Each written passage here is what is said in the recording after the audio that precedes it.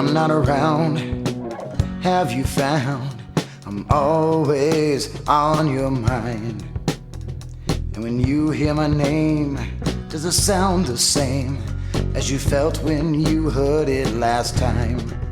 Do you see flowers in my hair that aren't really there? Do you feel the pain when I'm blue? And when you see me, does it seem to be that blues change to life in bloom? Welcome, everyone, to the Boiling Point podcast. This is episode 114, One Man's Journey to God. And that man is another fellow JD, Jason. Jason, welcome to the Boiling Point podcast. Thank you for having me. It's definitely a pleasure and an honor. Marcus Frederiksen plays us in, does the music. Check him out, reverbnation.com/Marcus Frederiksen. Share out your favorite song, please, and tag us. We'd love to hear what your favorite song is. Check out our storefront, bonfire.com/store/the Boiling Point podcast. Pick yourself up some apparel. I chose the tie-dye design for tonight's episode. So we have plenty of designs. We have lots of different stuff. Please pick up something, support the show. And then, of course, please share this episode out. And you can leave us a comment. We can always have Jason back on a follow-up episode if you find anything interesting and you would like to comment on it. Jason, welcome to the Boiling Point podcast, as I already said. Now, a little history. We've known each other we met for the first time about 22 years ago or so. We were something like that before we went on. Crazy stuff. Did you ever think that you'd be coming on, a podcast of mine, 20 years or 18 years after we last spoke? Definitely not. But I'm definitely glad to be here. That is for sure. And I'm glad to see you again, my friend. Yeah. And I'm glad to see you as well. And I'm glad that you get to, I'm glad I get to have a platform. I'm glad I've had a platform to provide not just you, but there's some other people that I've been able to showcase who wasn't able to, be able to showcase their story or whatever, without me doing this. So I think, I'm grateful for that as well. So we're here. We're going to talk about you. It's going to be strictly about you. So where would you like to start us off at? Well, actually, I'd like to start by first asking that God be a part of this. And I would ask that he blesses you and everybody that hears this.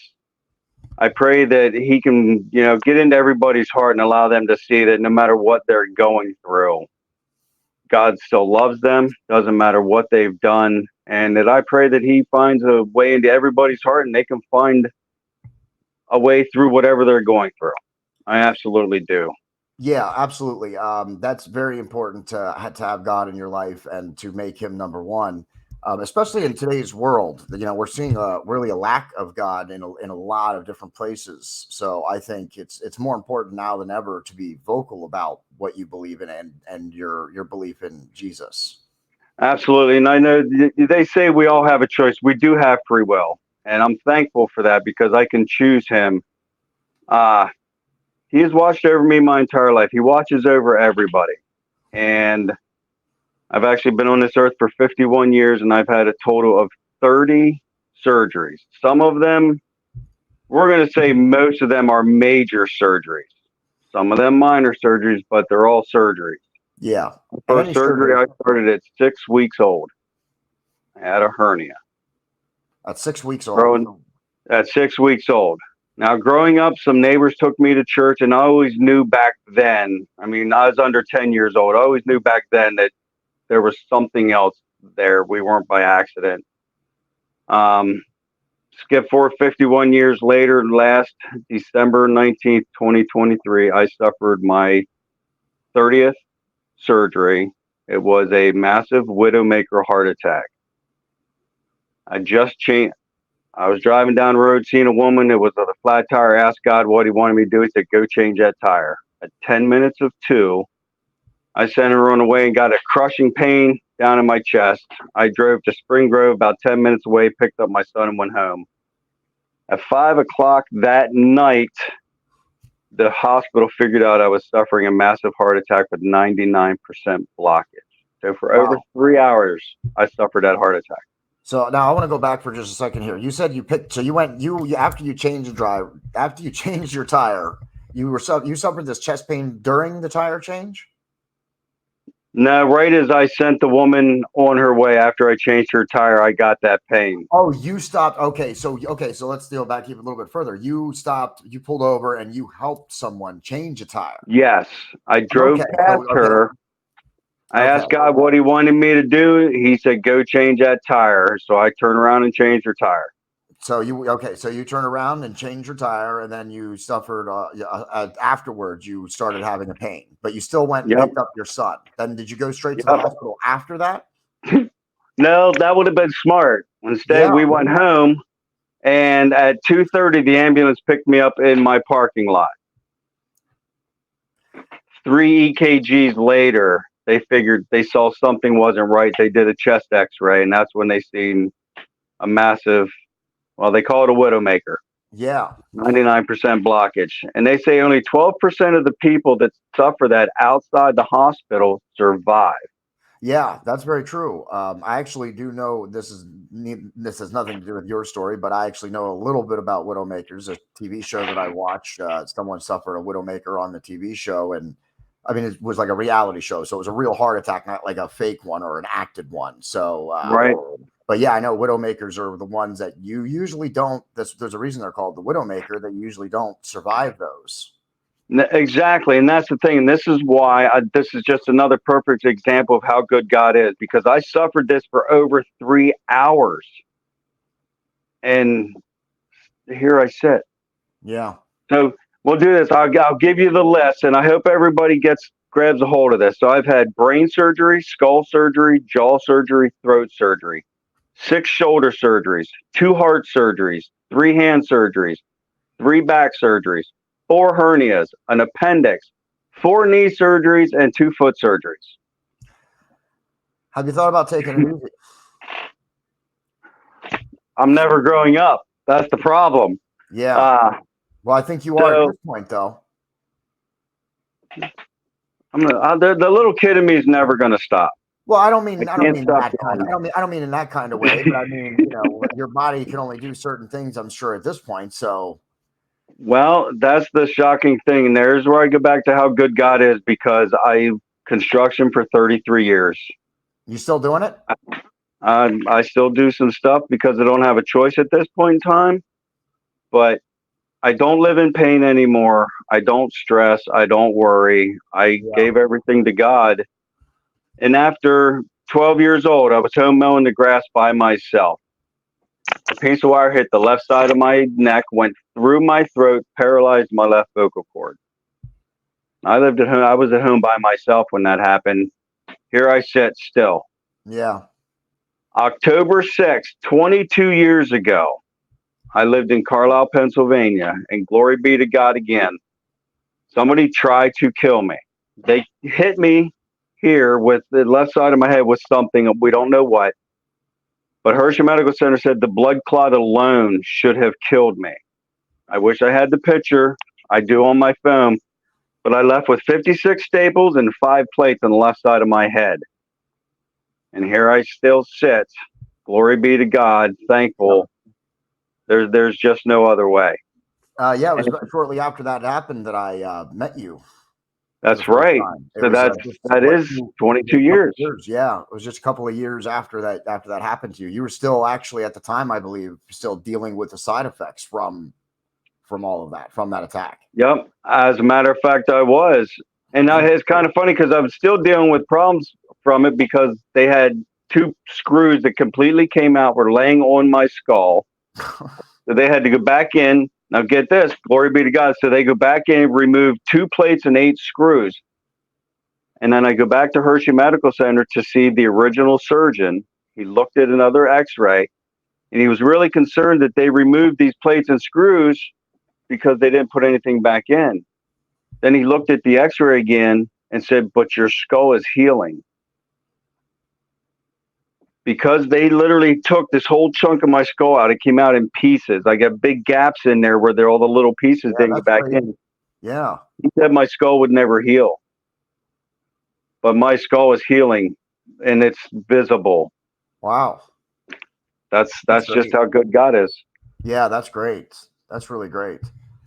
But to see me, to know me, or for somebody to just meet me, they'd never know I've had a surgery ever. Yeah. You can't tell. So, well, I mean, just in the short time being you've able been to, talking, you're still the same, Jason that I knew, 22 years ago.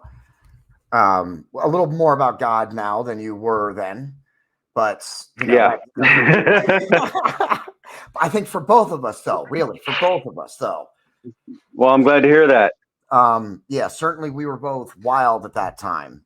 Not just you. I certainly had my own share of wildness at that time as well. So, but yeah, But the biggest thing with all this, to deny God, yeah, I have a right to choose, but I don't have a right not to choose him. He sent his son to die on the cross for me. He has brought me through 3 times the doctors say, medically speaking, I shouldn't be alive. There was a 4th time I laid in Harrisburg Hospital for a week fighting an infection in my intestines that was killing me. And here I am, 51 years old, and literally the best shape of my life, even though I've had all these surgeries and this massive heart attack, which I found out every disease that the human beings are suffering, it's food poisoning from all the processed food and all the garbage that we put in our bodies. I'm telling you, folks, go carnivore. You won't regret it. Be careful, you really won't. Carnivore. Let's all right. If you don't mind, we can take the store. Let's take our conversation a little bit off of you personally, though, but let's keep it in relation to that. So, yes, gotcha. My bad. No bad at all. No, that's what I'm saying. That's great. Let's open it up a little bit more because you okay. Because what I did December 19th when I had my heart attack, I have not talked to one doctor or nurse that has brought up my diet. Not one. Yeah. December 22nd last year, I started a carnivore diet, beef, butter, bacon, and eggs. I have lost weight. I haven't been to the gym and I've lost weight. I have to go buy all new pants because all my jeans are too big for me. I used to be in a 34-inch waist. Now I'm at like a 27 or 28-inch waist. That's just since December 22nd of last year. Yeah. Where do you get your meats? Do you get it from just a grocery store? Do you have a specific grocery store that you get from? I get my Nature's Promise bacon at Giant Food Store, but I get my meat from 2 different places in East Berlin, Weaver's Meat Market, and then there's another one. And this one, I don't know the name of it, but it's really impressive because you go to their store, you buy all your stuff, you check yourself out. There's never anybody there. It's all faith-based. Oh, wow. But that's great. Everything's local. I like to keep things local. Yeah. But I bring up where you buy the meat for a reason, because just switching to meat isn't necessarily the best thing to do. You want to switch to good meat. The best way to do it is to get from a good place that has good meat, or even a butcher. But I mean, we don't really. Yep. We get our meat here at the house mainly from Carnes because they have really good meat most of the time. So that's where we get it. But we've gotten meat from Giant, Walmart, and it's not as good. It's inferior quality than it is at Carnes, or even then when you get it from a butcher or something. So that's why I brought up your diet, because you said you became a carnivore, but buying where you buy your meat is just as important as your diet. Where that it is. Now, Dr. Ken Berry, an amazing doctor, board certified family doctor for 22 years, was severely overweight, obese, type 2 diabetes, trying to give people health advice. How can you do that if you're not healthy? Yeah. That was the American diet that he was eating. Now, within days, he got rid of most of his medications. His type 2 diabetes is gone. He is thin as can be, all because he went for a better diet. Now, he'll tell you that the poor man's diet is hot dogs. The poor man's carnivore diet can be just hot dogs. It's still processed, but it's still better than all the fake sugars and the unbelievable amount of processed foods that we put into our bodies. Yeah. It's killing us. It's really bad. Yeah. I mean, I've really been trying to watch a lot of what I eat. I don't know. I don't always have the financial luxury to get exactly what I want or to get the freshest. That's another thing. Cost of food. is very high right now. So that's another problem. And usually when you want to eat healthier, it's usually a little bit more expensive to eat healthier or to get better food. That's the trick they're getting with you with when they say eat healthy. I literally spend less than $50 a week on my grocery bill But that's because what, of but that's one because person. of what I eat. You're one Right, person. but So yeah, go ahead. because of what I'm eating, I eat less and I don't eat as often. I eat maybe twice a day till I'm comfortably stuffed. Yeah. And it doesn't take much, but I eat a scrapple. I eat steak. I eat probably 2 pounds of bacon a week. I eat a whole pan of scrapple every week. Liver, chicken liver and beef liver, chicken hearts. Not for me. It's not for everybody. Listen, I'm a carnivore, okay, all right, and I agree with you. You know, it's a personal choice everybody has to make, but I draw the line at livers and hearts. I'm not. I can't eat livers and hearts. I'm sorry. All right. I mean, I don't even like my steak to be really bloody. I go medium well on my steaks, not even medium rare. I like it to be more done than not done. And absolutely. And I've learned that the more you cook it, the more the nutrients and everything that you really need, the more you kill. The rawer you can eat it, the better off it is for you. But it's not everybody's thing No, either. that's why I go. I mean, I don't go with well done anymore. You know what I mean? I don't go with that. I do go with medium well, but I mean, when you go to medium rare, it's just a little bit too much blood in there. That's all. I've never really been a fan of the taste of blood. Really, that's just me. I love meat. I mean, I love meat, but never really been a fan of the taste of blood. Gotcha. So what else do you do? You said scrapple. You eat scrapple. You eat steak. You eat liver and chicken heart. Lot of eggs. Lots of eggs. Yep. You fry them, or how do Absolutely. you eat the eggs?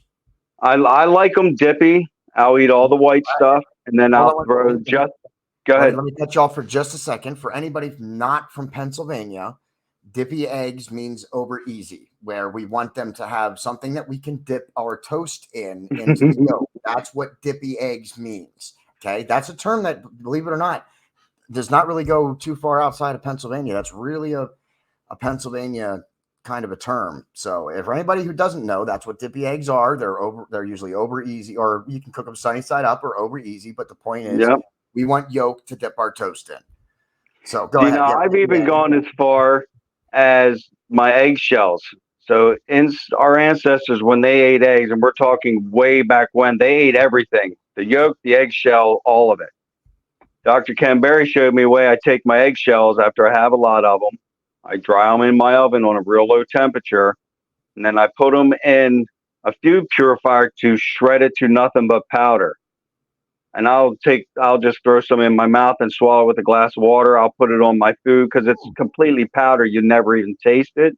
It doesn't crunch, but the membrane on the inside of the eggshell is full of, I believe it's collagen, not 100% sure that's the right word, but it's something that our bodies need.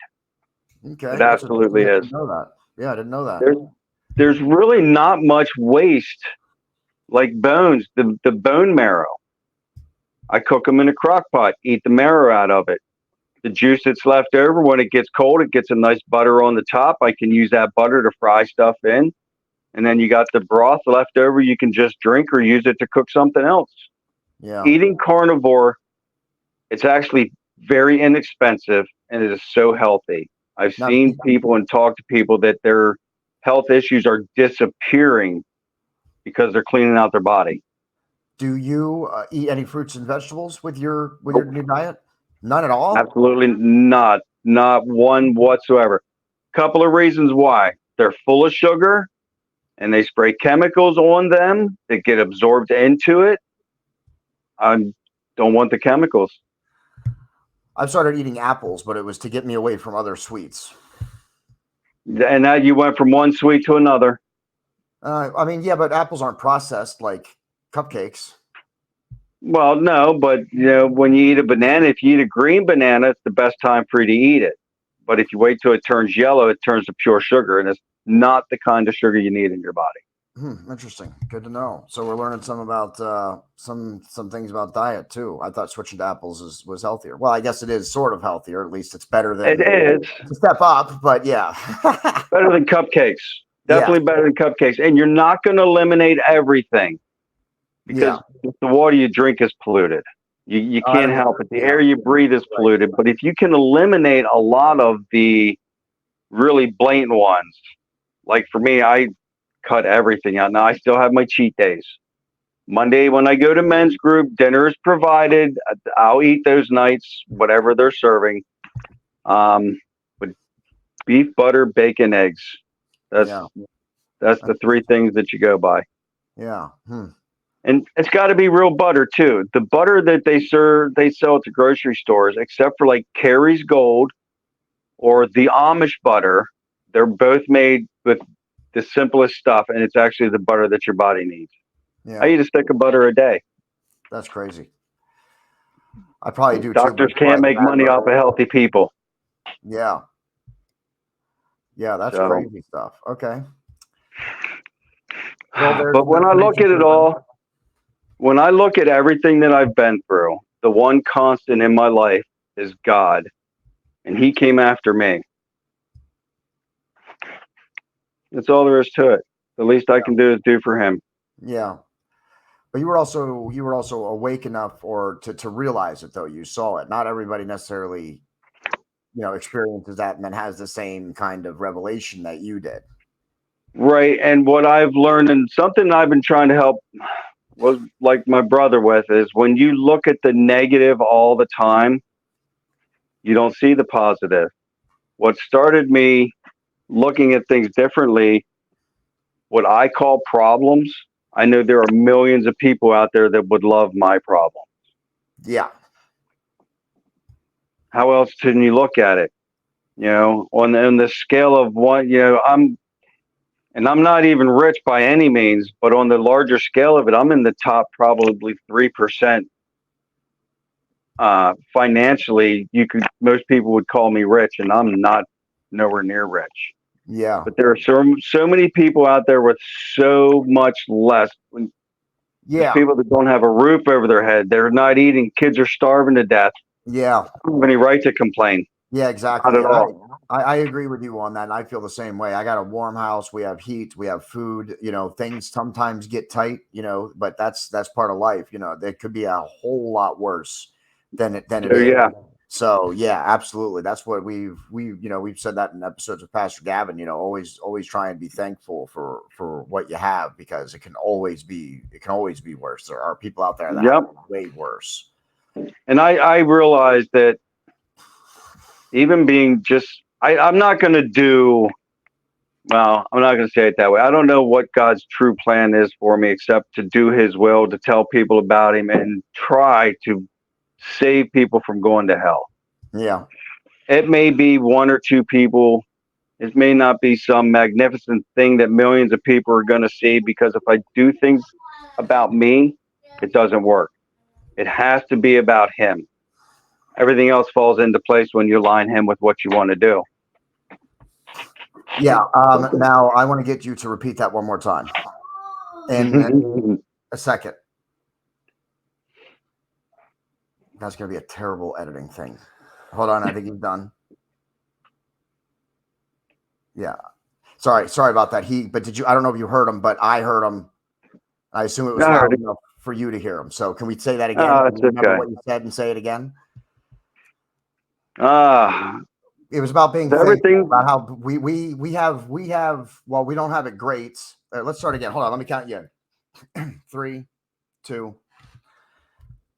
As we were saying, we don't have a lot. We're not rich. We don't have money for days or anything like that. And I definitely don't. Sometimes things are tight, but we were saying about how we have it better than other people. Yeah, without a doubt. There are so many people in this world that have so much less than we do. And the only thing God asked us to do is tell people about Him. If everybody just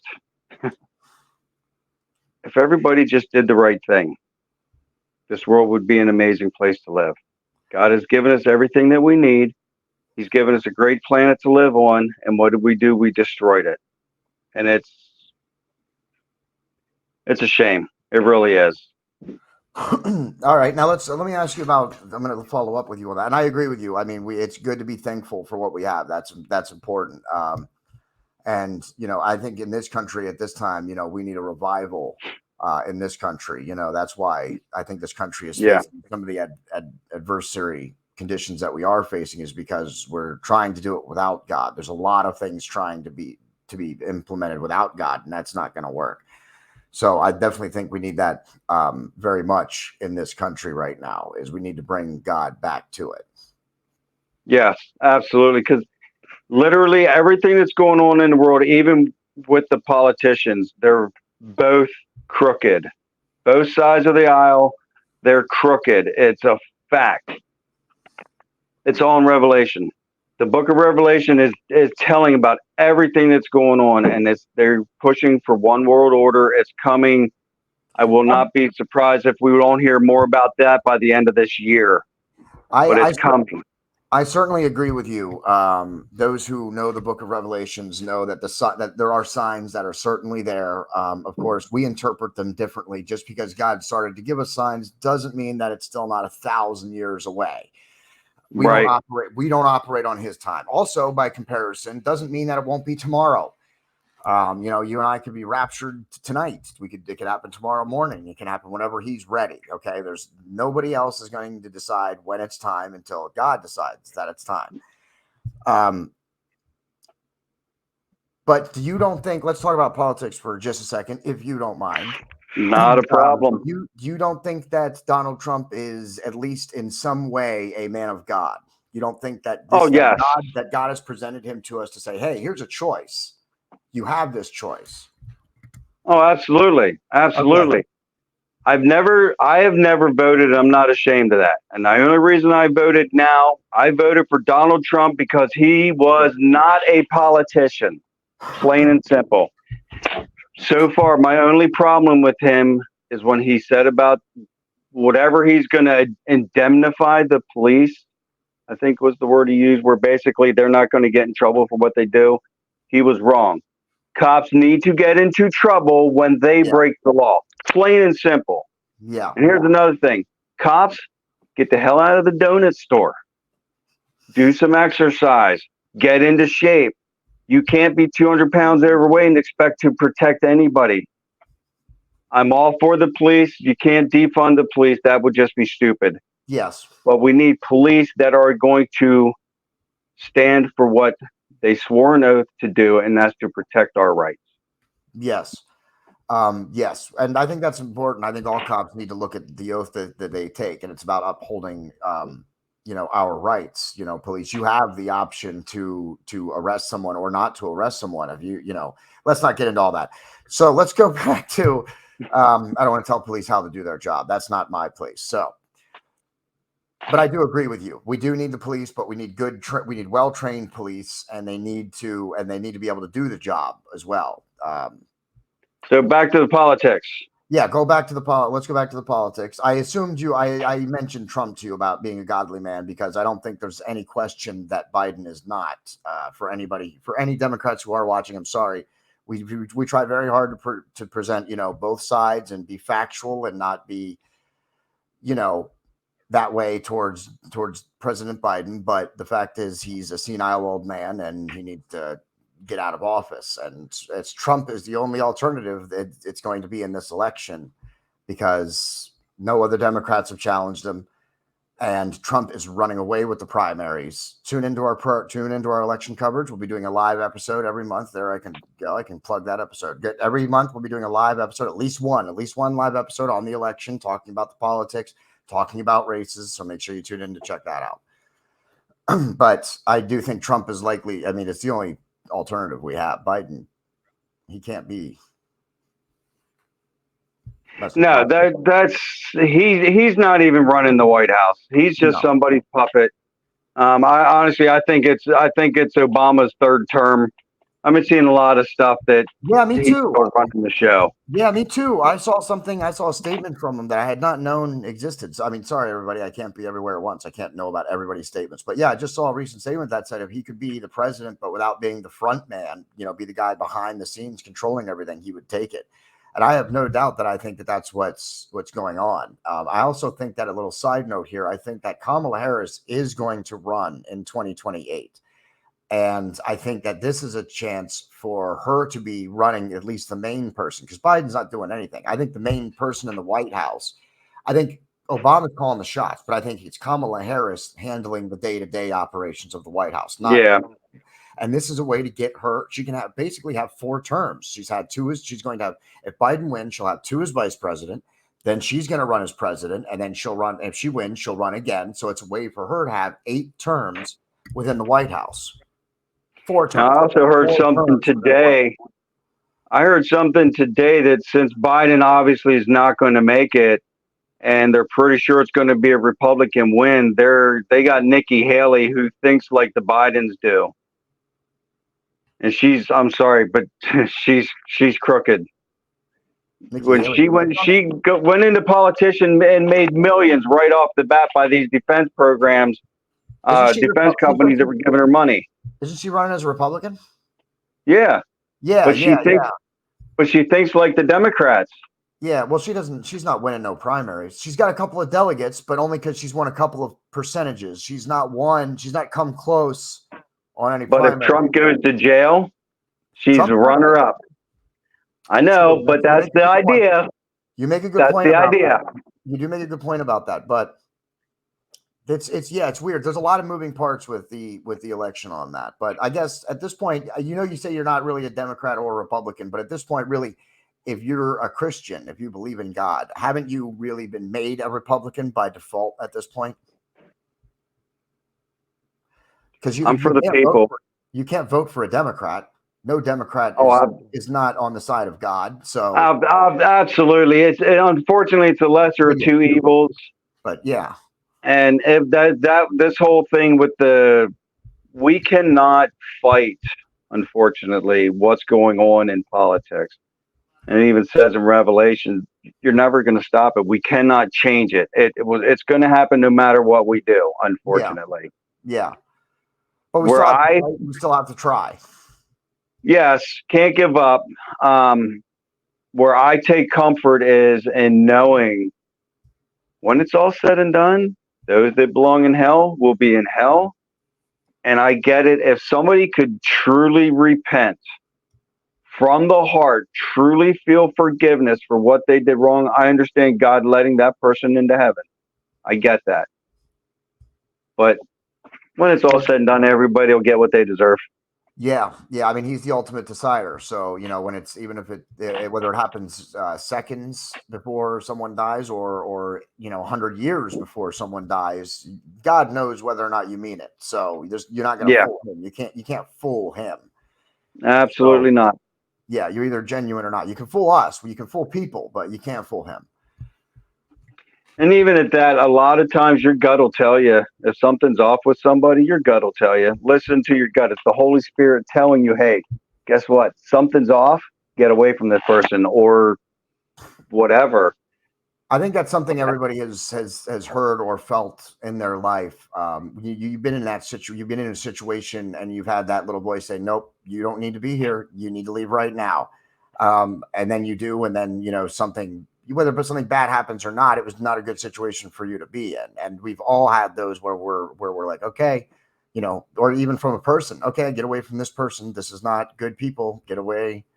And everybody out there, it's not your conscience. It's the Holy Spirit that lives inside of you that is talking to you and telling you, like people say, they feel bad when they do something. That's the Holy Spirit telling you shouldn't have done it.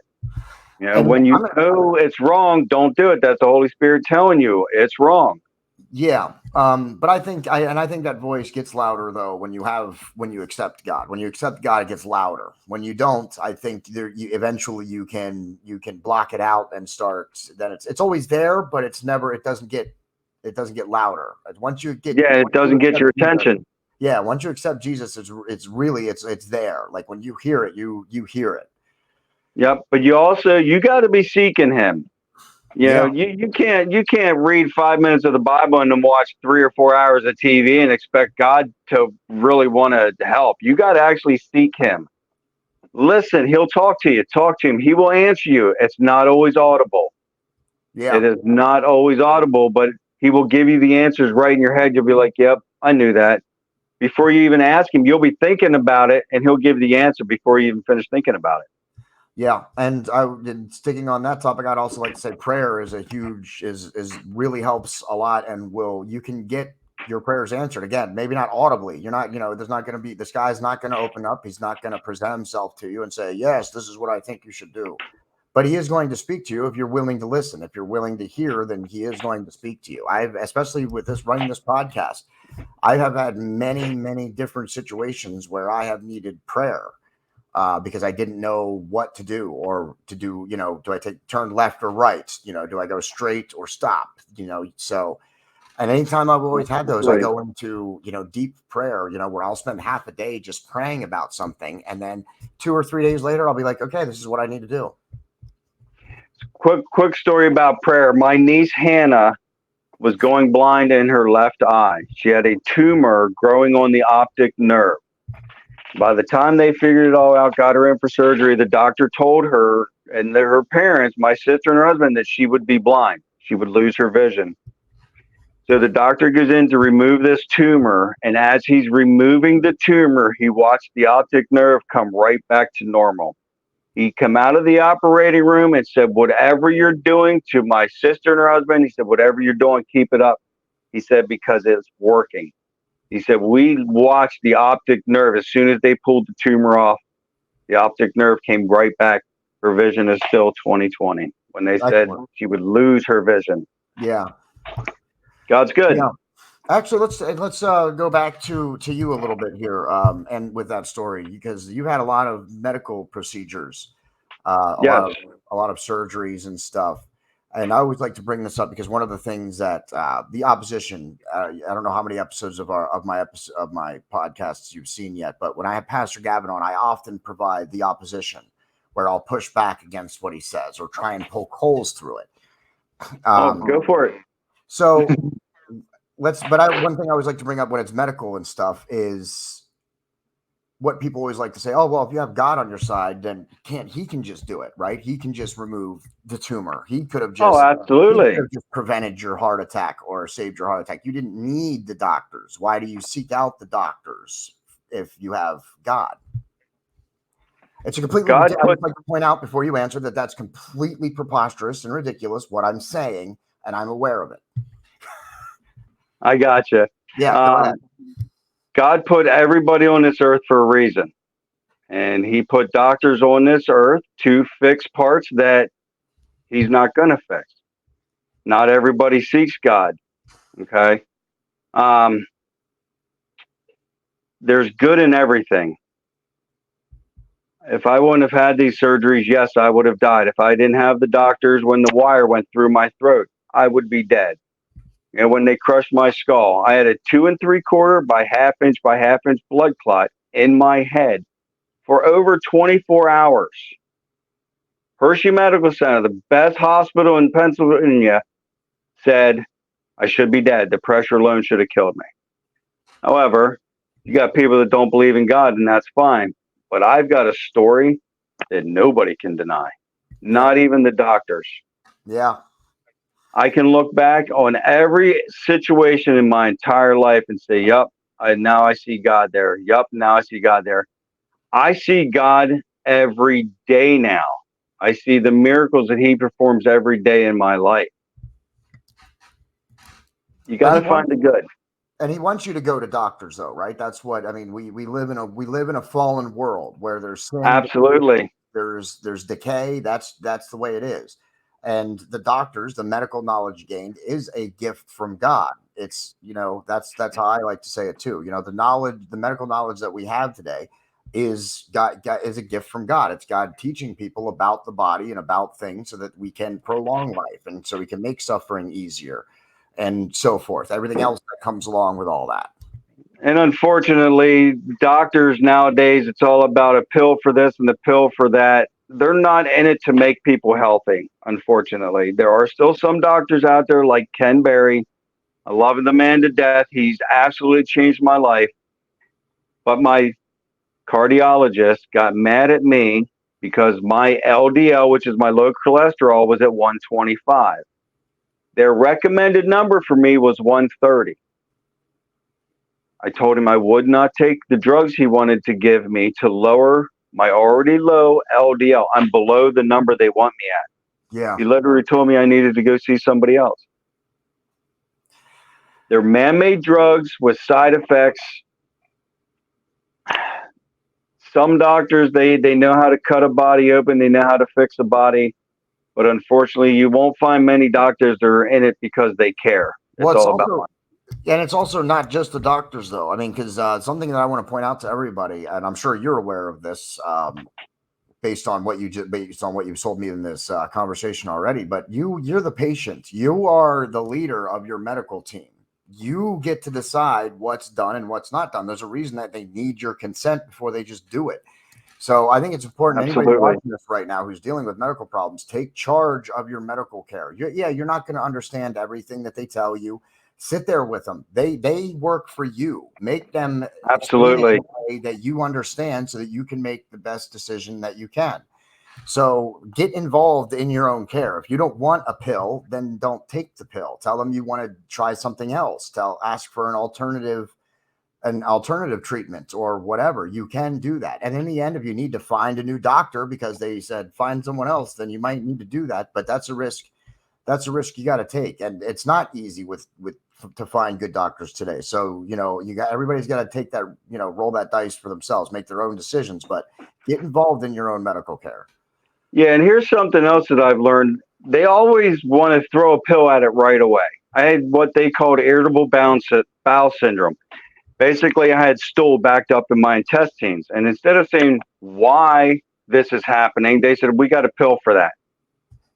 What caused it? Let's go back. Let's solve the problem, not just cover it up with a pill. Pills do not fix anything. They just cover up the problem. Since I've gone carnivore, I don't have any stomach problems anymore. I don't have my headaches anymore. I don't have indigestion anymore. I just have tons of energy and I sleep very well. I'd like to have that too, but I do have indigestion. I do take a pill for acid reflux and stuff, but I take 2 pills a day at most sometimes, depending on what I eat. See, it also depends on what I eat. Red sauce it's really hard for me to eat ever since I had my gallbladder out. Red sauce has been something I've really struggled to eat. So anytime if I can eat pizza for a day, but then if I try and eat spaghetti the next day, oh man, it's going to be terrible. So I try and not have too much red sauce and stuff, but I take my pill a day usually. And most days it's just usually one and I don't have any Right. But again, though, I also as soon as I started having this problem, and as soon as I figured out what it was, even when they gave me the pill, I still adjusted my diet and changed things so that I wouldn't experience it, so that it would get better, on its own, not make it aggravated, make it worse, Right. And once I found out red sauce did it, I didn't go eat a bunch of pizza every day or add spaghetti to more of my diet. I cut out red sauce and meals that included red sauce. Yep. So it's about adjusting your diet. You got to be just as involved as everybody else. I'm in a similar boat right now. My doctor retired. He was a great doctor. Now I have a physician's assistant who doesn't even know how to examine me. He doesn't even know how to physically examine me. And I get it. Arthrogryposis is not a well-known disease. It's a rare disease, certainly.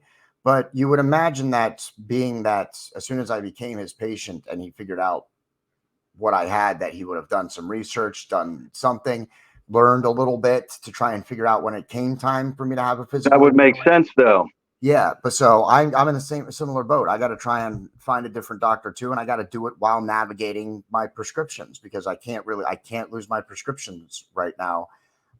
Either it would be very, very bad because I do take other prescriptions besides just stomach pills, and As you said, you changed your diet, you started feeling better, you didn't take some of the pills that they gave you, but not everybody can do that. Some people do need some of the pills that they take. Yes. And the Yes. pills that I take, I do unfortunately need. No, I don't need them, but if I want to live a normal life, a regular life, then I do need them because they're for pain and for my acid reflux. And if I didn't have them, I wouldn't get out of bed, let me tell you. So No, and I'm by no means telling anybody to stop their medications. Make Yeah. sure you understand that. But what I would recommend everyone, and I mean everyone to do, especially the people that have diabetes and all this stuff, any kind of disease, look up Dr. Ken Berry because the man, he's an absolute genius. He has done hundreds of hours of research because he just wants people to be healthy.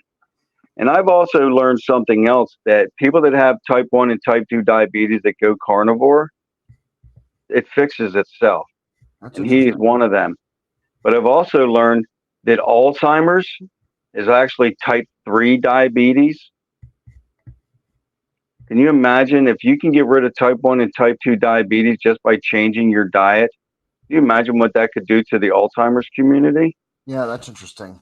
Yeah, we should talk more after we end this episode too. We have a another plug quick. We got a actually a diabetes series going to be starting here in the next couple of weeks or months. Pastor Gavin was just diagnosed not too long ago with diabetes, and he wants to do a series on how he lives with diabetes.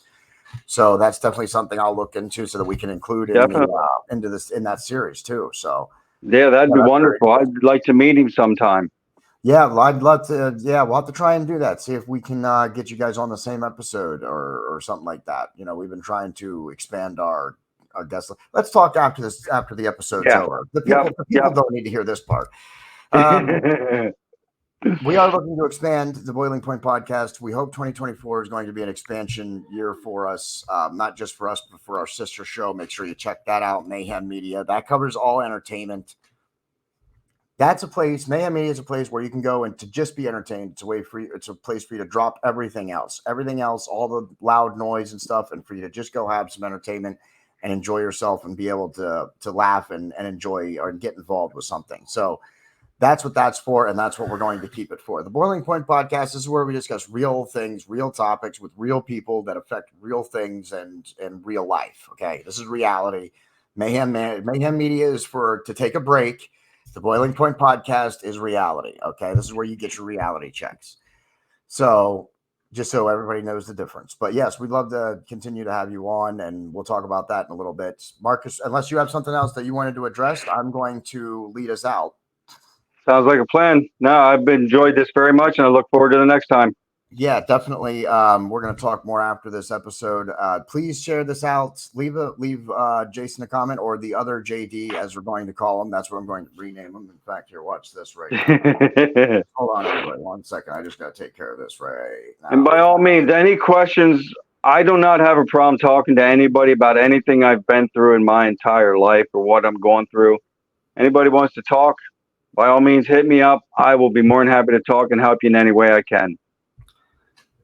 Yeah, absolutely. And if you need to get a hold of him, you can always reach out to the show. Send us a message. You can also send me an email. Glad I remembered this. I want to start sharing my email in case anybody needs to reach out or wants to reach out. jdboilingpoint@gmail.com is how you get a hold of the show. That's the show for the email, or the email for the show. So make sure you, if you want to, jdboilingpoint@gmail.com. That's how you can email the show. You can also find us on Facebook.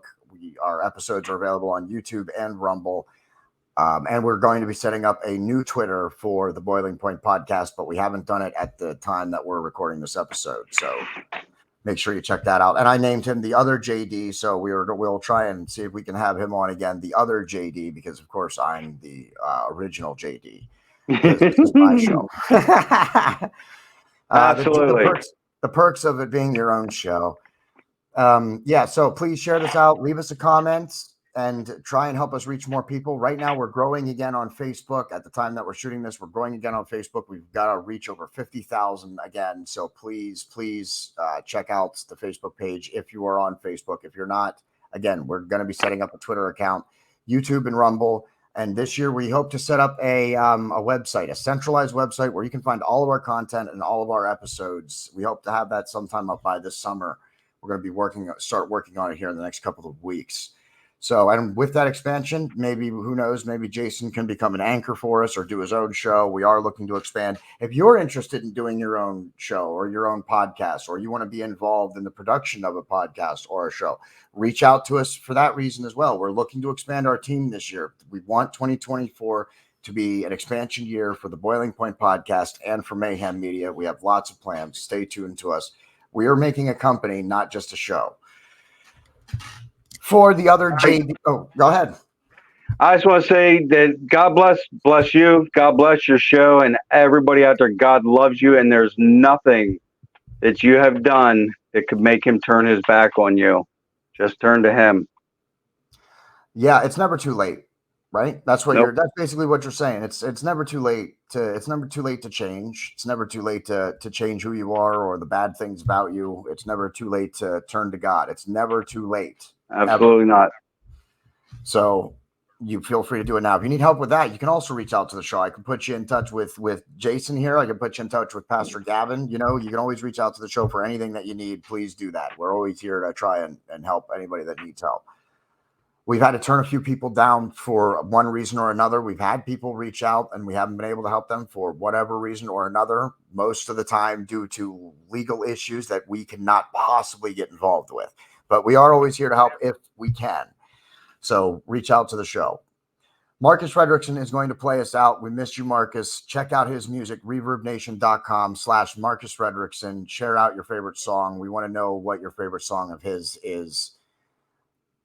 The storefronts, bonfire.com/store/the Boiling Point Podcasts. I chose the tie-dye apparel for this episode. We have lots of different designs. Check it out. I highly recommend the American Cross or the Second Amendment design. Those are my personal favorites. So for Jason, I am your host, JD. Until next time, that's the end.